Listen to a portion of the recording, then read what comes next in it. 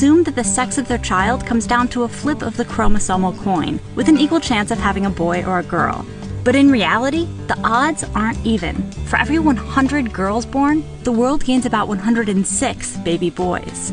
Currently, that skewed sex ratio comes out to roughly 10 million more baby boys than girls born worldwide each year. There are some countries where human meddling stacks the odds even higher in favor of boys, but that doesn't explain the fixed odds everywhere else. The intrinsic boy-girl ratio is rigged by Mother Nature.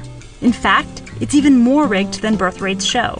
Human conception results in about 150 male zygotes for every 100 females. But there's a rather tragic reason for this big biological boy bias early on. Male fetuses are much more likely to be miscarried or stillborn than female fetuses. And boys that do make it out of the womb suffer more fatal diseases, take more mortal risks, and fall prey to more violence than girls. So by the time kids grow up and reach baby-making age, the ratio of males to females is just about 1 to 1. But the likelihood of a boy even making it to birth is also influenced by his mom's living conditions during pregnancy. For example, when a massive famine struck China in the 1960s, the relative likelihood of having a son suddenly dropped, until the famine ended.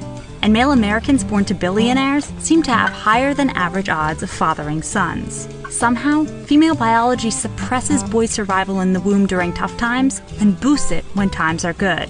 We've seen the same pattern in other mammals too. When resources are scarce, mothers give birth to fewer males than normal. When resources are plentiful, they bear more. The best explanation we have for this has to do with sex, the other kind. In biological terms, the whole goal of copulation is to reproduce, to pass down your genes to someone who will someday pass them on again.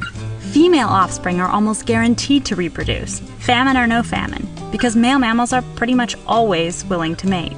Males, on the other hand, have to compete for mating privileges. A well-nurtured hunk has a good chance of mating with lots of females, while a male weakened by famine might not score at all. So male offspring are a bigger risk in general. At all stages, they're more likely to die, and even if they live, they might not reproduce. But when times are good, boys' potential to father lots and lots of babies make them a biological risk worth taking.